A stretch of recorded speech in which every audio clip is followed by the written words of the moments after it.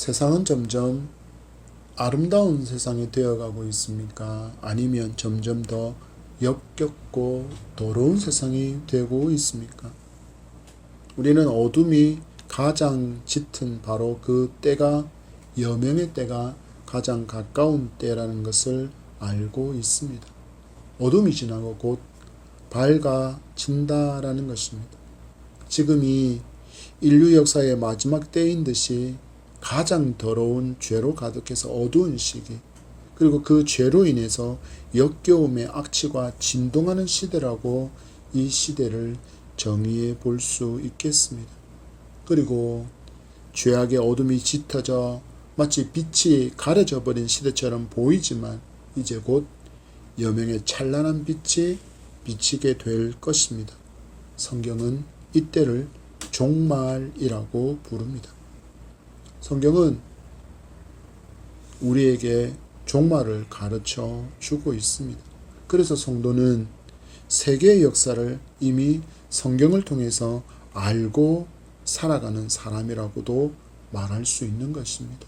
세상 사람들은 이 세상이 천년 만년 이어질 것이라고 기대하며 부어라 마셔라 하고 세상의 것에 몰두하는 인생을 살아가지만 예수 그리스도를 믿는 사람들은 그 마지막을 예수님께서 이미 말씀으로 보여주셨기에 우리는 그날이 있음을 기억하며 오늘을 살아가는 지혜가 있는 사람이라는 것입니다. 그런데 문제는 우리에게서 이 종말의 신앙이 너무나도 무뎌지다 못해 이것을 외면하면서 살아가는 영적인 무감각의 시대를 성도들이 살아가고 있다는 것입니다. 지금의 대한민국을 바라보는 시각은 K-팝, K-드라마, 혹은 K-컬처, K-푸드, 그리고 코리안, 한국어까지도 세계 사람들로부터 각광을 받는 시대이지만 그래도 한국 밖의 사람들이 한국을 바라보는 시선은 한국 사람들을 보면서 고개를 갸우뚱하고 만들게 하는 모습들을 너무나도 많이 보여준다라고 그들은 우리를 향하여 이야기합니다. 왜 그럴까요? 바로 북한 때문입니다. 북한은 계속 전쟁을 위한 무기 개발에 열을 올리고 시시때때로 대륙간 탄도미사일 그리고 인공위성이라는 미명 아래 핵폭탄이 설치되어지는 핵폭탄을 실어서 발사할 수 있는 장거리 미사일 실험을 계속해서 하고 있지 않습니까? 이런 미사일 발사가 있을 때면 전 세계의 여론이 술렁술렁거립니다. 전쟁의 위기가 고조된다. 이러다가 전쟁이 일어나는 것은 아닌가 하는 그런 두려움에 오히려 그들이 더 조마조마해야 합니다. 그런데 어떻습니까? 막상 당사자인 한국 사람들은 실험 발사한 미사일이 울릉도 인근에 떨어져도 서해안에 떨어져도 그러려니 합니다. 우리가 휴전이 벌써 70년간 이어지고 있지 않습니까? 그래서인지 어지간한 도발에는 꿈쩍도 안 합니다. 이런 모습이 외국 사람들의 눈에는 너무나도 신기해 보인다라는 것입니다. 외국의 언론들은 난리가 나는 그 순간에도 한국 사람들은 너무나도 평안히 그저 아무렇지도 않은 듯이 자기의 삶을 살아가고 있더라는 것입니다. 우리의 신앙도 이와 비슷한 모습을 보입니다. 우리는 분명히 늘 전쟁을 치르고 있는 영적 전쟁 가운데 있으면서도 이것이 눈에 보이지 않아서 그런지 무감각해지고 있다라는 것입니다. 성도가 이처럼 죄와 어둠의 권세의 공격에 무감각해지는 동안에 세상에는 어떤 일이 일어났을까요? 세상은 썩을 대로 썩어져 가고 있고 음란으로 도배가 되어버린 세상, 그리고 무질서와 인간성의 상실로 범죄가 가득 찬 세상이 되어 있습니다. 보십시오, 여러분. 영화, 드라마, 만화, 소설, 애니메이션, 노래 주제들이 무엇을 노래하고 있습니까? 귀신이 등장합니다. 악기가 등장합니다. 마귀가 등장합니다. 상상으로 만들어진 추악한 존재들이 등장하는데 그것들이 얼마나 아름답게 포장되어 있는지, 심지어는 그 존재들이 사람을 이롭게 해주고 사람을 도와주는 헬퍼와 같은 그런 조력자의 역할을 하는 것처럼 이 시대는 마귀와 추악한 귀신들을 포장해서 표현하고 있습니다. 한마디로 역겨운 시대가 된 것입니다. 그 속에는 썩어져가는 수많은 더러운 악취가 나면서 겉은 화려하게 포장해서, 겉은 너무나도 예쁘게 포장해서 이것을 알지 못하는 사람들이 봤을 때는 너무 화려하고 너무 아름답고 너무 자신들에게 행복과 기쁨과 만족을 줄 것이라고 보이게 만들지만, 실상 그 포장되었던 것만, 그 껍질만 벗겨보아도 그 속에 추악함이 가득한, 죄로 가득한 세상이 되었다라는 것입니다.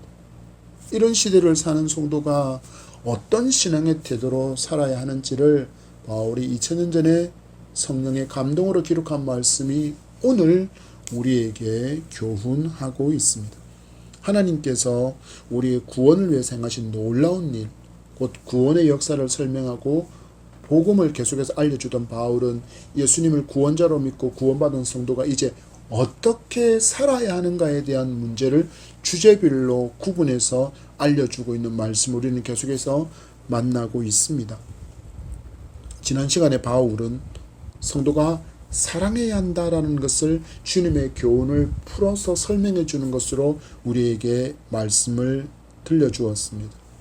사랑의 빚을 진 성도로 서로를 사랑하며 살아야 한다는 교훈을 우리는 지난 시간에 받았습니다. 여러분의 그 한 주간의 삶은 어떠했습니까? 여전히 옆에 있는 성도를 미워하고, 그리고 그들의 작은 말과 행동에 불같이 화내며 평안을 잃어버리고 분란 가운데 있지는 않았습니까?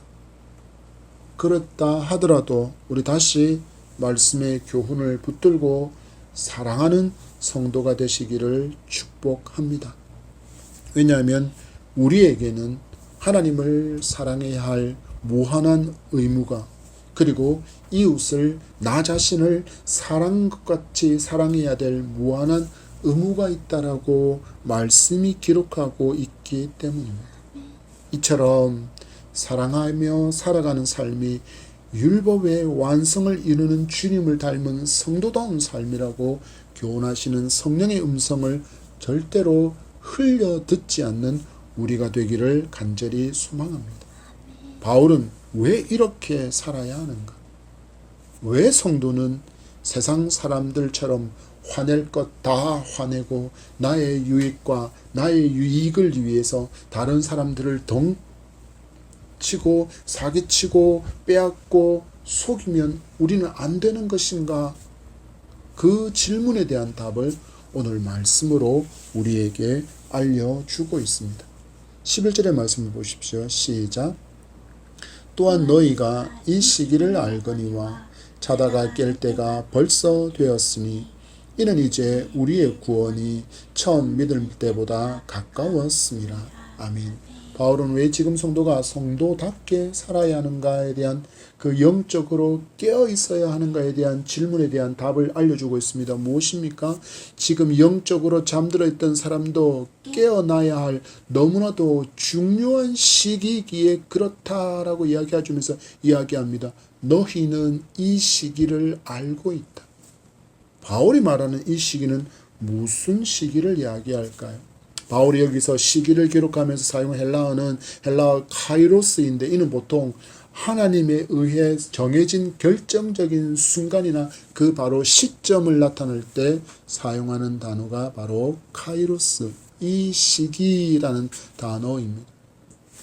너희는 계속해서 나를 통해서 복음의 진리를 들어왔기에 이 시기에 대한 지식을 얻어서 그 의미를 알고 있다라고 이야기합니다. 무엇입니까? 바로 예수 그리스도의 재림의 때를 이야기합니다. 바울은 이 재림을 데살로니가 전서에서는 이렇게 말씀합니다. 데살로니가 전서 4장 16절에서 읽어드립니다. 주께서 호령과 천사장의 소리와 하나님의 나팔 소리로 친히 하늘로부터 강림하시리니 그리스도 안에서 죽은 자들이 먼저 일어나고 그 후에 우리 살아남은 자들도 그들과 함께 구름 속으로 끌려 올려 공중에서 주를 영접하게 하시리니 그리하여 우리가 항상 주와 함께 있으리라. 바울은 분명히 이야기합니다. 그 날에 주께서 호령 소리와 천사장의 소리와 하나님의 나팔 소리로부터 예수께서 오신다라는 분명한 메시지가 온 우주에 선포될 것이라고 이야기합니다. 그때는 늦습니다. 그 천사장의 소리와 주님의 호령 소리와 하나님의 나팔 소리가 들리는 순간은 이미 늦었습니다. 그 순간에 내게 예수 그리스도를 나의 구원자로 믿는 믿음이 없다면 우리는 이 구원과 전혀 상관이 없는 사람일 것이기 때문입니다. 그래서 뭐라고 이야기합니까? 바울은 자다가 깰 때가 벌써 되었다라고 이야기합니다. 좀 더 자자, 좀 더 눕자라고 말하며 세상의 것에 몰두하고 세상의 것들을 누리고 즐기는 일에 모든 관심을 쏟으며 방심할 때가 아니다라고 말하고 있는 것입니다. 잠언 또한 우리에게 이것을 교훈합니다. 잠언 24장 33절과 34절입니다. 내가 좀 더 자자, 좀 더 졸자, 손을 모으고 좀 더 누워있자 하니 내 빈궁이 강도같이 오며 내 곰핍이 군사같이 이르리라. 잠언의 지혜자가 말하기를 좀 더라고 표현하는 이 단어는 히브리어로 메아트인데 이는 아주 작은, 너무나도 작은, 아주 조금의, 그리고 사소한 혹은 미세한이라는 뜻을 가진 단어입니다. 무슨 말일까요? 우리가 느끼기에는 이게 별로 내 삶에, 내 영혼에 영향을 끼칠 수 없는 것이라고 여기는 것, 그것이 바로 좀 더라는 겁니다. 우리는 생각하기를 이 정도는 내 신앙에 영향을 끼치지 않을까요? 뭐 오늘 한 번 정도 예배 드리지 않는 것, 오늘 한 번 정도 말씀 읽지 않는 것, 오늘 한 번 정도 기도하지 않는 것, 내 신앙에 영향을 끼칠 수 없을 만큼 사소한 거야, 미세한 거야, 너무나도 작은 거야 라고 말하는 그것 때문에 어떤 일이 일어난다고요? 강도를 만나게 된다라고 말씀하고 있다라는 것입니다. 강도가 언제 찾아오나요? 전혀 예상하지 못할 때 찾아옵니다. 그래서 어떤 강도가 들면 어떤 일이 생긴다고요? 가난해진다라고 이야기합니다. 빈궁한 상태가 된다고 이야기합니다. 또 사전 경고 없이 침략군이 쳐들어와서 곰핍한 지경에 이르게 된다라고 무엇을 권면합니까? 부지런함을 권면하고 있습니다. 우리의 신앙은 세상적인 것만을 의미하지 않기에 이 말씀을 영적인 시선으로 바라본다면 우리가 영적으로 나태하고 혹은 잠들어 있게 되면 강도와 군사가 예상치 못한 순간에 우리를 덮쳐와서 우리의 영혼을 피폐하게 만들고 파리하게 만들어서 힘이 없는 오합지졸의 무기력한 그런 군사로 살게 만들어 버릴 것이라는 겁니다. 그럼 어떤 일이 일어날까요? 우리는 영적으로 너무나도 무뎌져서 이 변화들의 세상의 세속화에 내 신앙의 타락을 너무나도 느끼지 못하는 무감각한 종교인으로 살아가게 만들어 버린다라는 것입니다. 성경이 말씀한 이 마지막 시대의 증거가 내 눈앞에 펼쳐지고 있음에도 불구하고 그런 작은 변화들, 교회에 오는 어린아이들이 점점점 줄어드네? 아기를 안 낳으니까 메아트. 사소한 일이야. 그럴 수 있지. 유초등부 없어지는 거, 그럴 수 있지. 학생회가 없어지는 거, 그럴 수 있지. 청년들이 없어지는 것, 그럴 수 있지. 왜? 아직 헌금하는 어른들이 있으니까. 얼마나 많은 사람들이 이 시대의 영혼들이 죽어가고 있는 것에 대해서 여전히 우리가 조금 전에 살펴본 그 단어처럼 메아트, 그냥 사소한 일이야. 별일 아니야. TV에 귀신이 등장하는 것이 많아지고 동성애가 공공연하게 거리를 활보하면서 축제라는 이름으로 벌거벗고 다님에도 불구하고 그것을 바라보는 크리스찬들은 여전히 매아트, 별일 아니야, 아주 조금, 아주 작은, 아주 미세한 일이야, 이거 우리 신앙에 뭐 별로 영향을 끼치지 않아, 내 삶에 별로 영향을 끼치지 않을 거야 라고 우리가 너무 또 오랜 시간 동안 그것을 관심 없이 보았더니 지금은 어떤 일이 일어나고 있습니까? 큰일이 되어져 버렸어. 바로 지금 우리가 마주한 이 연약함과 악한 세대가 바로 우리가 그 모든 것을 매아트라고 느끼면서 스쳐 지나온 결과라는 것입니다. 그래서 바울의 교훈을 우리는 정신을 똑바로 차리고 받아야 할 것입니다. 이는 이제 우리의 구원이 처음 믿을 때보다 어떻다고요? 가까워졌다라고 이야기합니다. 예수님이 처음 이 땅에 구원해 주러 오셨을 때 이미 종말의 모래시계가 흘러내리기 시작했습니다. 그리고 그 후에 예수님을 믿게 된 로마 성도들은 좀 더 종말에 가까워진 시기를 살고 있었기에 종말에 가까움을 바울은 이렇게 표현하고 있는 것입니다. 너희들의 구원이 처음 믿을 때보다 가까워졌다. 주님의 재림이 좀 더 가까워졌다라는 것.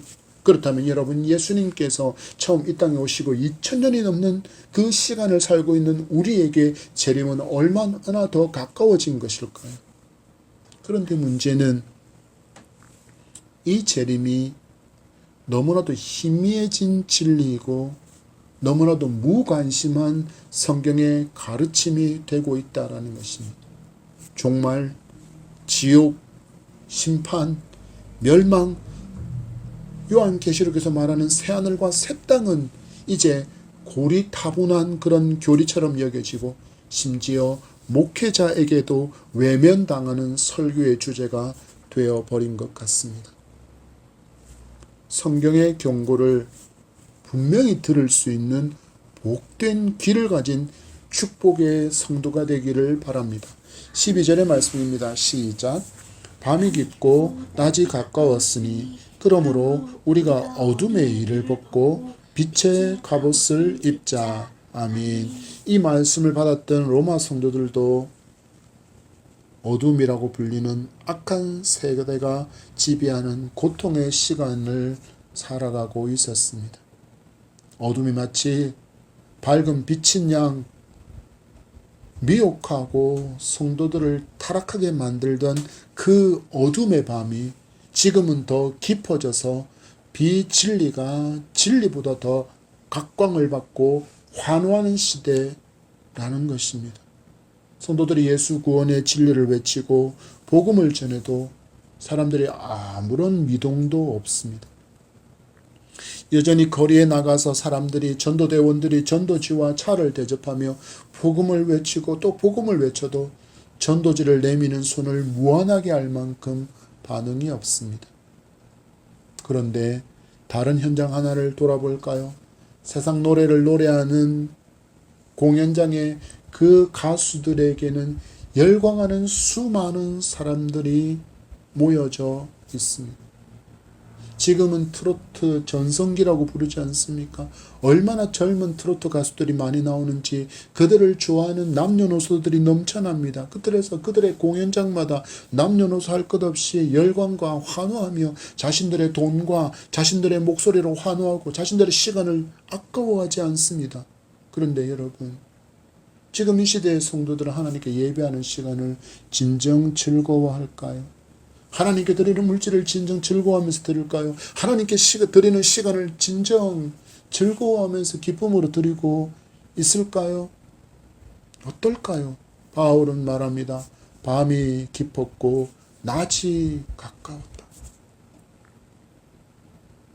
현재의 악한 시대가 마치 온 세상을 지배하고 있는 듯이 그 위세를 떨치고 있다라고 할지라도 이제는 그들의 시간이 끝나가고 있다라는 것입니다. 그리고는 예수 그리스도의 재림 곧 낮이 가까웠다라고 말씀합니다. 그래서 무엇이라고 이야기합니까? 깨어있으라고 말씀하는 것입니다. 기독교의 그 싹을 아예 사전에 잘라버리려고 마귀가 얼마나 발부동 쳤습니까? 로마라는 이 거대한 초강대국을 지배하면서 황제를 신처럼 숭배받게 만들고서는 기독교를 핍박하고 기독교를 박해하며 얼마나 많은 성도를 죽이고 괴롭혀왔습니까? 어둠의 때, 마치 이 어둠의 고난과 고통, 시련의 시간이, 그 시련의 밤이 영원할 것처럼 괴롭히며 성도들이 탄식하고 절망하고 신앙을 포기하게 만들려고 끊임없이 공격하고 끊임없이 박해했지만 하나님은 어떻게 하셨습니까? 바로 그 로마를 복음에 무릎 꿇게 하시고 마귀의 모든 괴계를 깨뜨려 버리시고 오히려 세계 정복을 위해서 닦아놓은 그 열방을 향해 곧게 뻗은 그 길을 통해서 복음이 열방으로 흘러가게 하시고 흩어지게 하시고 그 길을 통하여 전도자가 열방을 향하여 달려가게 하셨습니다. 기억하십시오. 우리의 연약함은 늘 편안한 길을 추구합니다. 우리가 쉽게 하는 말 있지 않습니까? 서 있는 사람은 기대기 원하고 기대 있는 사람은 앉기를 원하고 앉기를 원하는 사람은 조금 있다 눕기를 원하고 눕기를 원하는 사람은 조금 있으면 뭐하고 있다고요? 잠들어 있다. 이것이 우리의 연약함의 실존입니다. 늘 편안한 길, 늘 안락한 길, 늘 좋은 길, 늘 형통한 길이 우리의 삶에 있기를 원하고 이 것들만을 성도들은 뭐라고 부르냐면 축복이라고 여기고 축복이라고 말합니다. 그러나 하나님은 우리가 강한 군사로 성장할 수 있도록 우리에게 때로는 어려움도 주시고 고난도 주시고 고통도 주시고 눈물과 절망의 골짜기로 그 광야 한가운데로 우리를 몰아넣기도 하신다라는 것을, 그리고 이것 또한 진정 우리를 향한 하나님의 진정한 축복의 또 하나의 모습이라는 것을 우리는 기억하고 인정해야 합니다.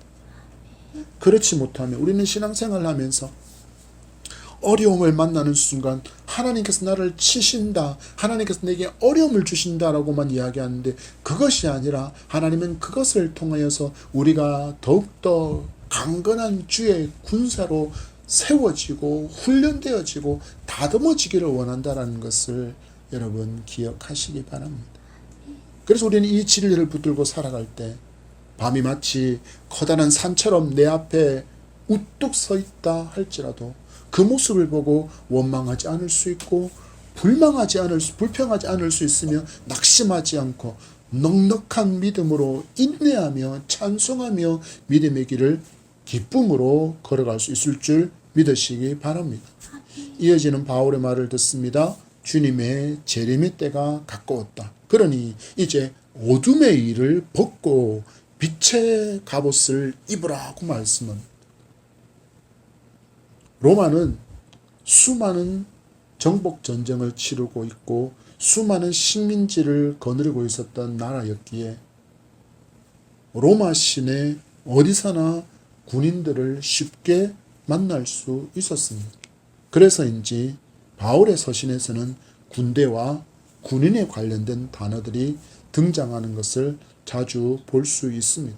이야기합니다. 어둠의 일을 벗어라. 무슨 말입니까? 죄와 악한 일을 벗어라는 것입니다. 데살로니가 전서를 통해서 바울은 또 이렇게 권면합니다. 5장 22절 말씀에 악은 어떤 모양이라도 버리라. 빛이신 예수님을 따르는 성도에게 어둠의 일은 전혀 합당하지 않다라는 것입니다. 그래서 계속 말씀드리지만 성도는 어떤 일을 하고자 할 때 그 동기와 그 과정과 그 결과 모두가 선한 모습이어야 되고 빛의 모양이어야 한다라는 것입니다. 다른 사람에게 사기친 돈으로 헌금하지 마십시오. 그 액수가 얼마든 간에 하나님은 아예 거부하십니다.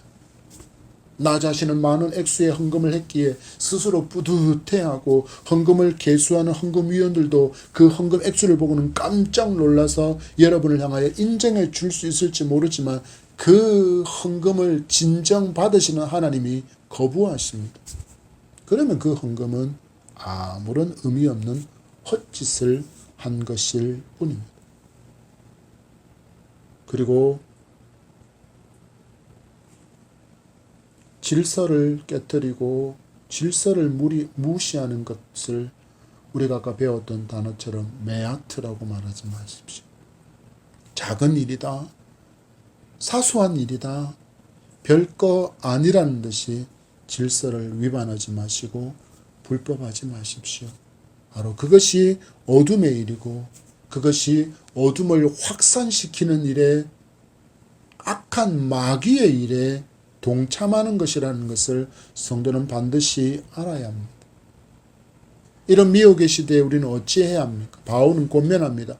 어둠의 일을 벗고 빛의 갑옷을 입어야 한다라고 이야기합니다. 여러분에게 있는 어둠의 일, 악과 죄를 위해서 하던 그 모든 일을 내던져야 한다는 것입니다. 버려야 한다는 것입니다. 끊어내어야 한다는 것입니다. 그리고 빛의 갑옷을 입어야 합니다. 이 갑옷은 사실 이 해석을 조금 애매하게 해서 우리가 이 표현을 입고 있었다라고 표현을 할 수밖에 없지만, 헬라어로는 이 갑옷은 호플라를 사용하고 있는데 이거는 무기를 뜻하고 복수형으로 사용합니다. 즉 곧 무기들을 들고 있어야 된다라고 이야기합니다. 무기들로 너희들은 무장되어 있어야 된다라고 이야기합니다. 무기는 공격도 할 수 있고 때로는 방어도 할 수 있는 그 무기들로 너희들은 옷을 삼아 입어야 한다라는 것입니다. 하나님의 일을 한다고 말하면서 빛이신 주님의 사랑도 전혀 없이 성경의 가르침과 전혀 동떨어진 모습으로 살고 있다면 그건 하나님의 일을 하는 것이 아니라는 것입니다. 하나님의 방법에 따른 일이 아니라는 것입니다. 하나님의 일을 한다, 교회에서 필요한 일들에 대해서 봉사한다, 성도를 섬기는 일이라고 말하는데 거기에는 반드시 무엇이 있어야 된다고요? 바로 빛의 무기가 필요하다라고 이야기합니다. 여러분, 왜 우리는 예배합니까? 왜 교사로 섬깁니까? 왜 직분을 맡아서 섬깁니까? 단 하나에 유의합니다. 하나님을 사랑하기 때문입니다. 성도를 사랑하기 때문입니다. 이웃을 사랑하는 그 마음이 모든 이유여야 합니다. 이 모습이 사랑이라는 빛의 무기를 가진 성도의 모습이라는 것입니다. 그래야 성도는 이렇게 살아갈 힘을 얻을 수 있다라고 이어지는 말씀을 통해서 바울은 교훈합니다. 13절을 보십시오. 시작. 낮에와 같이 단정히 행하고 방탕하거나 술 취하지 말며 음란하거나 호색하지 말며 다투거나 시기하지 말고. 아멘. 보십시오, 여러분. 빛이 아닌 어둠의 삶을 추구하면 어떤 삶을 삽니까? 방탕하고 술 취하고 음란하고 호색하고 다투고 시기하게 된다라고 이야기합니다. 곧 어둠의 일을 한다라고 이야기합니다. 먼저 여러분, 우리는 단정하다라는 단어를 좀 주목해 볼 필요가 있습니다. 단정히 행하는 삶을 살아야 된다라고 이야기합니다. 무슨 말이냐고요? 지나치지 않고 예의 바르게 행하는 삶을 살아라는 이야기입니다. 그것이 바로 단정합니다.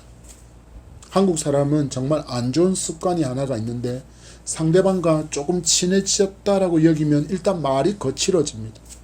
아주 듣기 거북하고 심한 욕을 해도 그것을 개의치 않을 수 있는 관계를 친밀함이라고 여기는 이상한 모습이 있기 때문입니다. 세상의 가치 기준 가운데 우리가 살아가서 그럴까요? 교회 안에서도 이러한 단정함이 사라지는 경우가 너무 많습니다. 함부로 말합니다. 함부로 행동합니다. 입술에 파수꾼도 세우지 않고 입술에 여과장치도 필터도 없이 그냥 나오는 대로 말하는 경우가, 행동하고 싶은 대로 행동하는 경우가 얼마나 많은지 모릅니다. 여러분, 얼마나 거친 말들이 많은지, 함부로 말하는지 우리 말씀에 따라서 단정히 행하는 성도로 살아갑시다. 여러분, 얼마나 말 때문에 서로가 서로에게 상처를 주고 상처를 받고 살아갑니까? 성경의 지혜에 따라 단정히 행하고 말할 수 있는 성숙한 성도로 살아갈 수 있는 우리가 되기를 축복합니다. 이어서 방탕하지 말라, 술 취하지 말라, 음란하거나 호색하지 말라라고 이야기합니다. 여기서 방탕은 헬라어로 코모스인데 이거는 술잔치를 벌이는 모습을 이야기합니다. 술잔치를 벌이는 것이 바로 방탕함이라는 것입니다. 여러분, 술잔치를 벌이면 어떤 일이 일어납니까? 당연한 듯이 술 취함이 일어나지 않습니까? 그래서 술 취하지 말라고 연결해서 권면하고 하나님께서 정하신 부부가 아닌 다른 이와의 성적인 음란한 타락을 방탕히 행하는 그 호색을 멈추라고 이야기합니다. 한국만큼 음주에 대해서, 술 마시는 것에 대해서 관대한 사회가 있을까 싶습니다.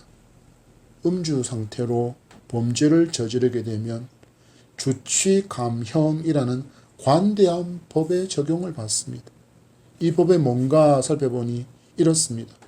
술을 마시고 만취하면 심신장애 상태가 되기에 이런 상태에서는 의사를 결정하거나 책임 능력이 떨어진다고 보아 형법 제10조 2항에 의해서 처벌을 감경할 수 있다. 원래 받아야 될 형량보다 적게 형량을 받을 수 있다라고 이야기하고 있습니다.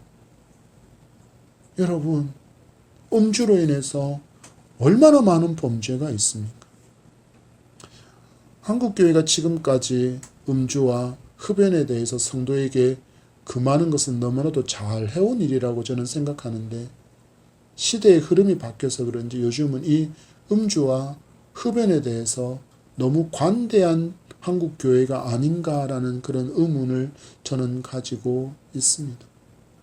단정히 행하지 않는 대부분은 다른 사람과의 관계와 공동체의 안녕을 저해하는 것들이라는 것을 성도는 기억해야 합니다. 그리고 성도가 멈춰야 할 것 두 가지가 등장합니다. 무엇입니까? 바로 다툼과 시기입니다. 여러분, 사랑하면 어떤 일이 일어날까요? 오래 참아줄 수 있습니다. 사랑하면 관대할 수 있습니다. 사랑하면 용납할 수 있고 용서할 수 있습니다. 사랑하면서 단정하다면 더 좋은 관계가 되지 않겠습니까? 우리 말씀의 교훈에 따라 뜨겁게 사랑하고 단정하며 예의를 잃지 않는 예담향의 성도가 되어서 좋은 소문을, 좋은 향기를 짙게 풍기는 그런 우리가 되기를 축복합니다. 14절의 말씀입니다. 시작. 오직 주 예수 그리스도로 옷 입고 정욕을 위하여 육신의 일을 도모하지 말라. 아멘.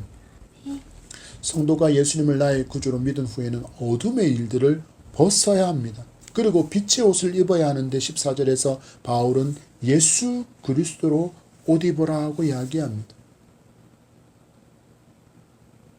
우리가 사랑하고 단정하게 행하면서 어둠의 일인 방탕과 술 취함과 음란과 호색과 다툼과 시기를 옷 입지 않기 위해서는 누구를 옷 입은 성도로 살아야 합니까?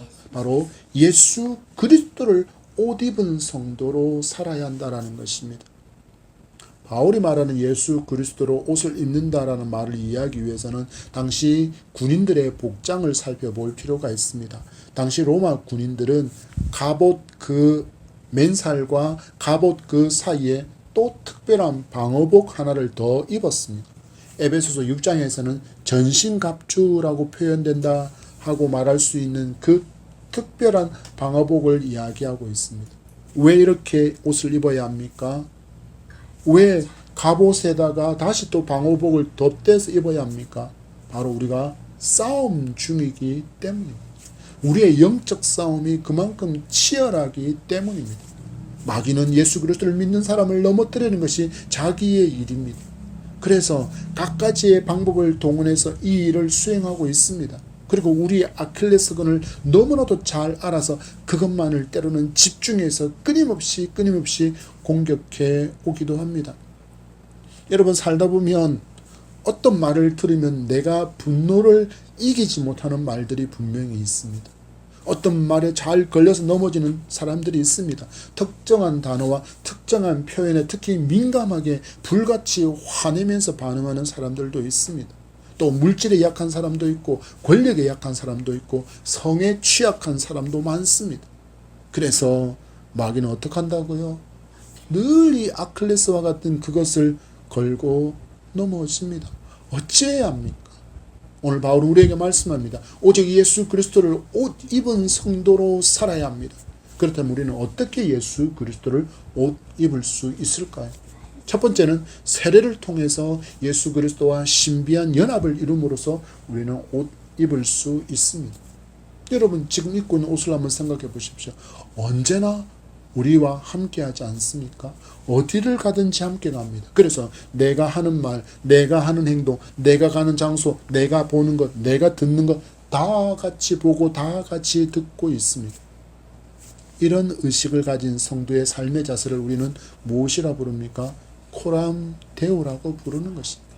주님이 언제나 나와 함께 하신다는 임마누엘의 신앙의 고백으로 위로와 소망을 주는 말씀이면서 또한 삶에서 정결하고 거룩한 성도로 살아가겠다라는 결단의 단어가 바로 코람데오라는 것을 기억하기를 소망합니다. 두 번째로 예수 그리스도께서 성경을 통해서 보여주신 삶을 본받음으로 우리는 예수 그리스도를 옷 입을 수 있습니다. 살아가는 동안에 예수님께서 이렇게 말씀하셨지, 우리 예수님께서 이렇게 행동하셨지, 그래서 성도도 살아가면서 마주하는 문제와 사건 앞에서 이렇게 질문하는 것입니다. 주님이라면 어떻게 하셨을까? 주님이라면 어떻게 하셨을까? 그리고 예수 그리스도를 옷 입는 세 번째 방법은 우리에게 주신 영적인 무기를 잘 사용하는 것으로 예수 그리스도를 옷 입을 수 있습니다. 먼저 하나님께서 우리에게 무엇을 주셨습니까? 우리가 지금 펼쳐놓고 있는 바로 하나님의 말씀 성경을 주셨습니다.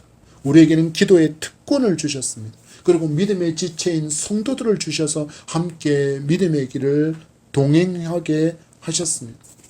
이렇게 함으로 성도는 삶에서 예수 그리스도를 옷 입은 사람다운 삶을 살아갈 수 있습니다. 바울이 이어서 말씀합니다.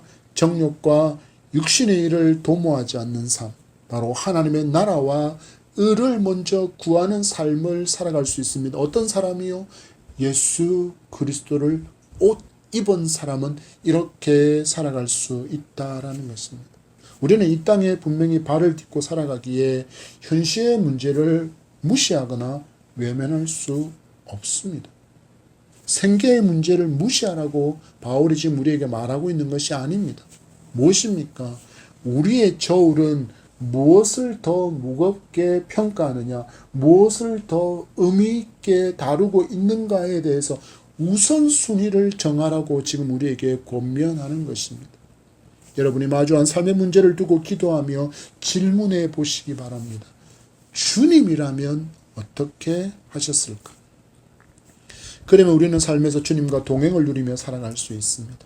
매 순간 주님을 의식하며 정결하고 거룩한 주님의 신부로 살아갈 수 있으며 또한 어렵고 힘든 문제를 만났을 때도 담대하고 강하고 용기 있는 삶을 주님께로 힘과 능력을 공급받아서 살아갈 수 있습니다.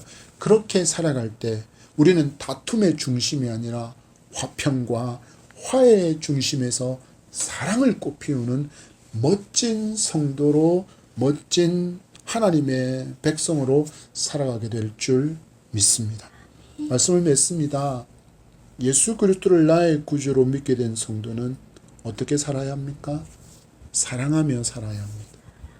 빛의 삶, 빛의 열매를 맺으며 살아가야 합니다. 왜냐하면 하나님께서 우리에게서 아버지를 닮은 열매를 찾으시기 때문입니다.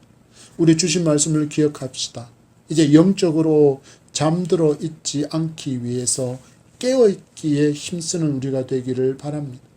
이제는 어둠의 일을 벗고 빛의 옷을 입어야 합니다. 예수 그리스도를 옷 입은 성도, 뜨겁게 사랑하며 단정히 행하는 삶이 이제 우리의 삶의 마땅한 모습이라는 것을 인정하시고 그렇게 살아가는 성도가 되기를 축복합니다. 주님의 재림이 아주 가까워져 있다는 사실들을 기억하면서 우리 살아갑시다. 삶에서 주님께서 찾으실 그 열매를 맺기 위해서 사랑함으로, 즐겁게 수고하고 단정함으로 헌신하며 살아가는 예담향의 성도가 되기를 축복합니다.